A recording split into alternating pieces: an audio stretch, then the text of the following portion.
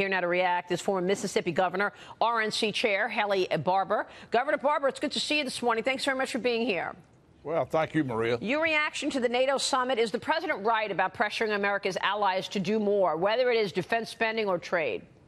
Well, first of all, we know that NATO itself has asked every country, and the country's committed to spend at least 2% of GDP on their defense, and they don't. Some of them do. Not every one of them does. The United States spends quite a bit more than that, and President Trump is asking NATO not only to meet their commitment that they made themselves of 2%, but to raise that. Obviously, I wasn't at the meeting, but if they do that, we will be a stronger, free world. And I think a lot of these countries realize that.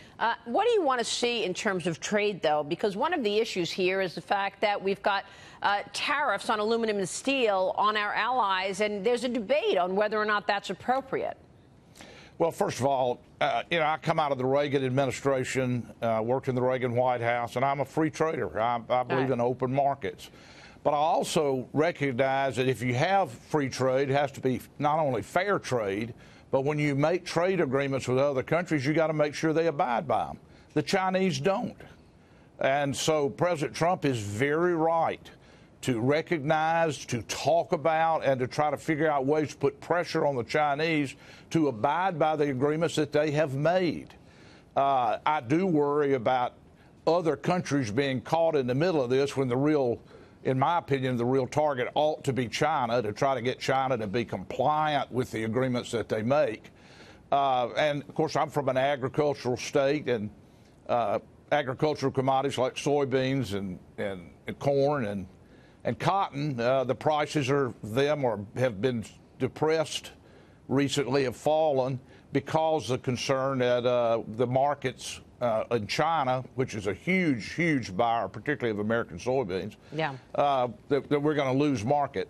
But I think it's really a little bit early to know exactly where we're going to end up. How much of this is negotiating tactics and how much of it is going to actually go into place. But I can understand the uncertainty. Yeah, no, for sure. Let me ask you this, because all of this is going to be issues for the November midterm elections. The Democrats are looking somewhat in disarray. A top House Democrat, Congresswoman Lindsay Sanchez, says it is time for a generational change in the Democratic Party. Governor, do you see House Minority Leader Nancy Pelosi keeping her role? I do, but I do think it's unquestionably and publicly discontent about her among her party, including people that are leaders in her party. When you see the race in New York, where one of the leaders of the Democratic Party lost a primary to somebody who just a few weeks ago was totally unknown, it shows that the schism is there. But I suspect Pelosi will hang on. Look, she's been there a long time, and she's proved herself mighty durable. Well, what are you expecting from the midterm elections? Well, the outlook today is certainly a lot better than it was a year ago, or 6 months ago, or 3 months ago.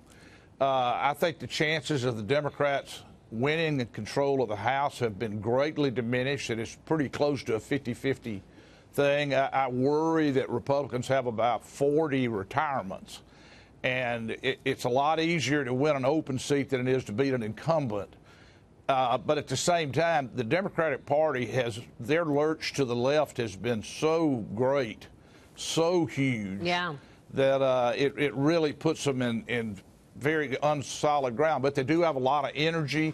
A lot of these young left-wing voters that are driving the Democratic Party's policies today are very excited. Right. I think the Supreme Court nomination, frankly, helps the Republicans in their energy.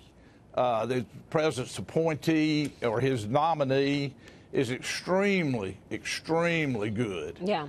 He's got a great record, and I think will be confirmed, but I think that will be a big issue in this election. And finally, Maria, Republicans need for the economy to be the dominant issue of this campaign, because we're going to have economic growth this quarter twice as much as the average under Obama as far as GDP growth. Right, Obama averaged 2.1%. Since World War II, we've averaged 3.1%. And probably this quarter, we're going to be over 4%. 4%, yeah, that's what everybody's talking about.